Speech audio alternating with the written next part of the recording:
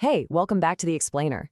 Today, we're going to talk about something really cool, how a place, a setting, can basically become a character in a story.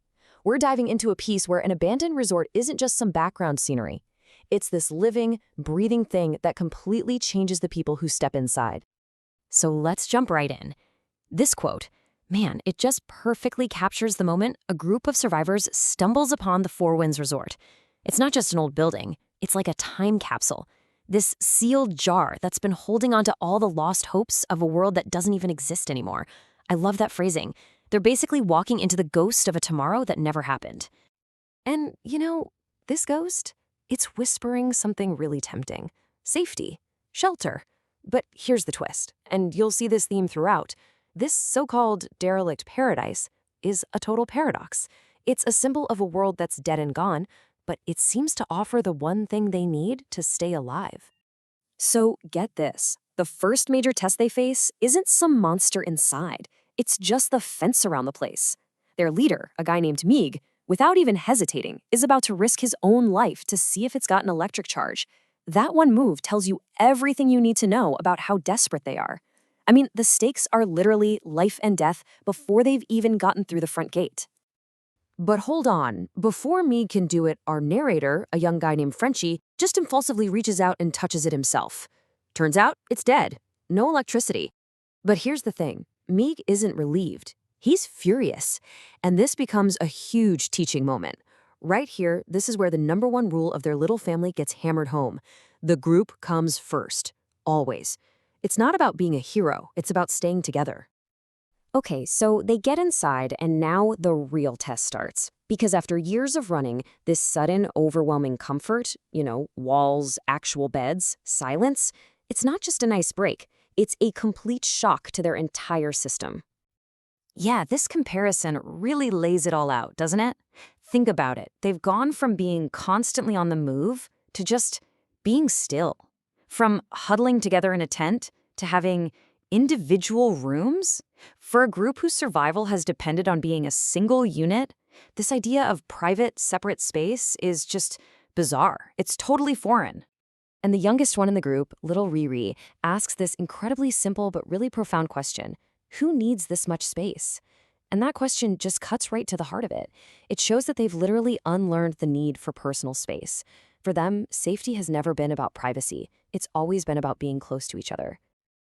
And you see this in how everyone reacts. Take Chiboy. He's the tough, quiet scout of the group.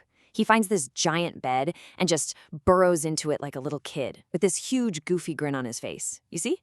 The resort, this place, it's already starting to peel back those tough layers they've all had to build up just to survive.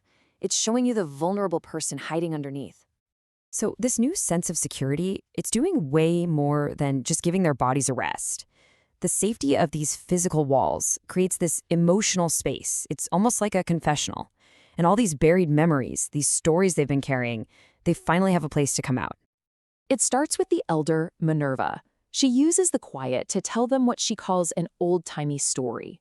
It's about the Rogaru, a kind of mythical creature. But it's more than just a scary story. It's packed with warnings and lessons that connect the younger kids back to their culture, to their shared past. And then something else happens in a private room, which is a huge deal. A teenager named Rose shares her coming-to story with Frenchie. And this isn't a myth. It's a deeply personal, painful story about loss and about the exact moment she realized she had to become her own walls, her own protection, because the world wasn't going to give her any. So you see what's going on, right? The resort itself is acting like a catalyst. The physical walls are literally allowing their emotional walls to come down. And that's unlocking all these stories, both big cultural ones and intensely personal ones, that have just been shoved down because of the constant need to just survive. Okay, and all of this builds to what is, for me, the absolute turning point of their time there. Think about it. A resort is designed for privacy, for separation.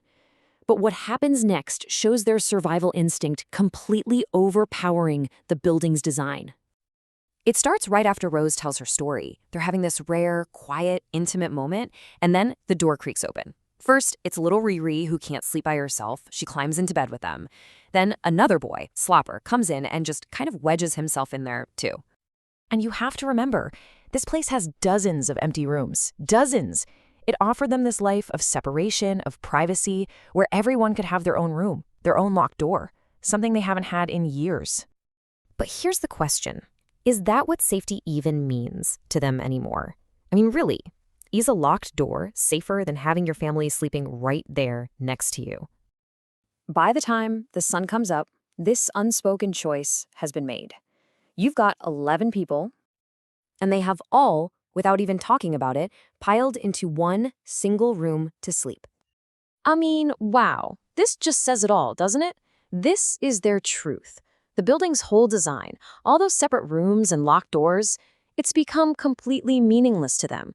Their real fortress isn't made of wood and drywall. It's each other. It's them crammed together in one room.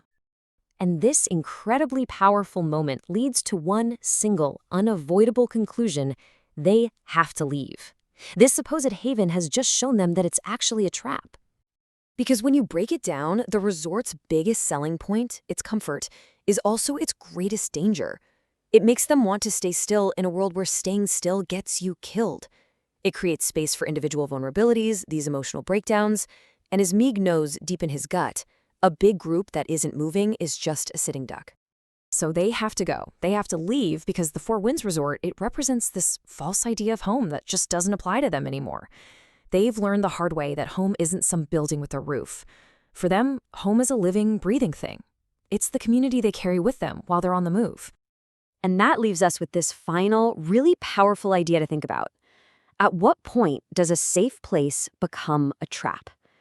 I think the big takeaway here is a complete redefinition of what safety means. Maybe, just maybe, real security isn't about walls and locked doors, but about the strength you find when you're moving forward, together.